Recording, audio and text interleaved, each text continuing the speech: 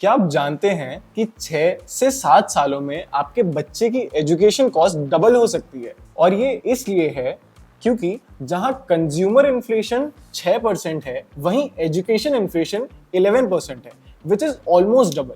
और इस सिनेरियो के लिए ये बहुत जरूरी है कि आप अपने बच्चे के एजुकेशन के लिए बेस्ट एसेट्स में इन्वेस्ट करें। So today we will talk about 3 very popular investment classes: US stocks, mutual funds, and of course हर इंडियन का favourite gold. Number 1 is US stocks। Apple, Amazon, Google इन जैसी companies के growth में कौन participate नहीं करना चाहता? सी, किसी भी पब्लिक कंपनी में इन्वेस्ट करने का बेस्ट तरीका है to invest in their shares. But अब हर कंपनी इंडिया में लिस्टेड तो है नहीं, तो अब अगर आपको टेस्ला, मेटा जैसी कंपनीज में इन्वेस्ट करना है तो ये आपको यूएस स्टॉक मार्केट के थ्रू करना होगा, बिकॉज ये कंपनीज यूएस में लिस्टेड है। और इसको हमारी इन्वेस्टमेंट लिस्ट में ऐड करने के पीछे 3 मेजर रीजंस हैं, और वो है नंबर 1 इज डाइवर्सिफिकेशन। आपने ये तो जरूर सुना होगा, don't put all your eggs in one basket, and this is the Mantra you should follow while investing, because without diversification आपका रिस्क बहुत ज्यादा बढ़ जाता है। वहीं डाइवर्सिफिकेशन के साथ आप अपने पोर्टफोलियो को मार्केट वोलेटिलिटी से बचा सकते हो और किसी एक सेक्टर या मार्केट की पुअर परफॉर्मेंस का असर कम कर सकते हैं। सो यूएस स्टॉक्स में इन्वेस्ट करके आप एक अलग मार्केट में इन्वेस्ट करते हैं जो आपके पोर्टफोलियो में कहीं ना कहीं बैलेंस लाता है। Number 2 is growth potential.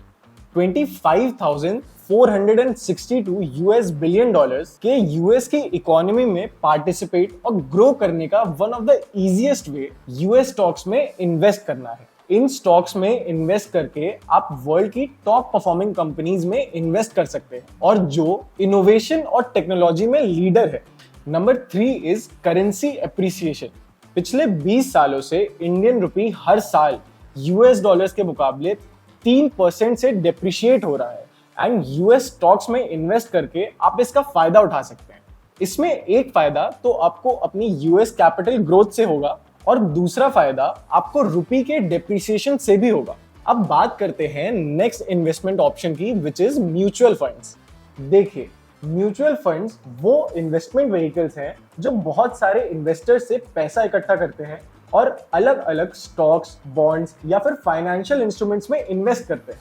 फिर ये funds professional fund managers manage करते हैं जो मार्केट कंडीशंस और सेंटिमेंट्स के हिसाब से डिसीजंस लेने में एक्सपर्ट हैं। मतलब आपके पैसे को आप खुद नहीं बल्कि एक्सपर्ट्स मैनेज करेंगे, और जब एक्सपर्ट्स आपके पैसे को मैनेज करते हैं तो उसके कुछ बेनिफिट्स तो ऑब्वियसली होते हैं। जैसे कि सबसे पहला बेनिफिट है कन्वीनियंस का। आप म्यूचुअल फंड्स में अपने पैसे को इजीली और क्विकली इन्वेस्ट कर सकते हैं और हाई लिक्विडिटी होने की वजह से इजीली विड्रॉ भी कर सकते हैं। और तो और ऑनलाइन एप्स और वेबसाइट्स का यूज करके अपनी प्रोग्रेस को ट्रैक भी कर सकते हैं। दूसरा बेनिफिट है फ्लेक्सिबिलिटी।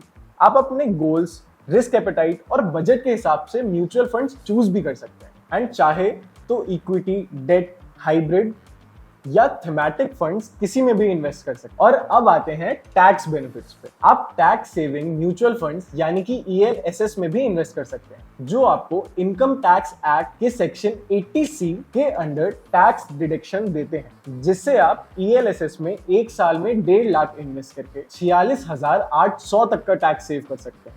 और क्योंकि आपके पैसे अब एक्सपर्ट्स मैनेज करते हैं और किसी एक कंपनी में इन्वेस्ट ना करके आपके पैसे कई सेक्टर्स और कंपनीज में इन्वेस्ट होते हैं, तो आपका रिस्क कम हो जाता है। Now let's jump to our third option, जो कि है गोल्ड। गोल्ड किस इंडियन को पसंद नहीं है, पर अगर इन्वेस्टमेंट के पॉइंट ऑफ व्यू से देखा जाए तो do you think physical gold worth it है? सबसे पहले तो फिजिकल गोल्ड के काफी सिक्योरिटी रिस्क होते हैं, उसके बाद मेकिंग चार्जेस भी होते हैं, और तो और फिजिकल गोल्ड में इम्प्योरिटी का रिस्क भी होता है। तो क्या इसका मतलब ये है कि गोल्ड सही इन्वेस्टमेंट चॉइस नहीं है? नहीं, गोल्ड एक काफी ज्यादा अच्छी इन्वेस्टमेंट चॉइस है, और सरप्राइजिंगली पिछले एक साल में गोल्ड ने 14.2% के इन्वेस्टमेंट रिटर्न के साथ सारी एसेट क्लासेस को आउट परफॉर्म किया है। तो अब सवाल है कि अगर फिजिकल गोल्ड नहीं तो क्या? And the answer to this is digital gold. देखो, डिजिटल गोल्ड के काफी सारे बेनिफिट्स हैं जो कि इसे एक आइडियल इन्वेस्टमेंट चॉइस बनाते हैं। जैसे कि पहला बेनिफिट है प्योरिटी। लेट सपोज आपने 10,000 रुपए का डिजिटल गोल्ड लिया, तो अब होगा ये कि 10,000 रुपए का 24 carat physical gold with 99.9% purity आपके लिए एक वॉल्ट में रख दिया जाएगा। इससे एक तो आपको इंश्योर्ड प्योर गोल्ड मिलेगा और दूसरा आपका सिक्योरिटी रिस्क भी खत्म हो जाएगा। और इसकी एक बेस्ट चीज ये है कि आप इस डिजिटल गोल्ड की फिजिकल डिलीवरी भी ले सकते हो। नेक्स्ट बेनिफिट आ जाता है लोन। बिल्कुल फिजिकल गोल्ड की तरह ही आप अपने डिजिटल गोल्ड को भी कोलेटरल रख के लोन ले सकते हैं। और मेरा डिजिटल गोल्ड का फेवरेट फीचर है नो मिनिमम इन्वेस्टमेंट। आपको ये जानकर हैरानी होगी कि आप इवन 10 रुपए में डिजिटल गोल्ड में इन्वेस्ट कर सकते हैं, और ये फीचर तो आपको डेफिनेटली फिजिकल गोल्ड में नहीं मिलेगा।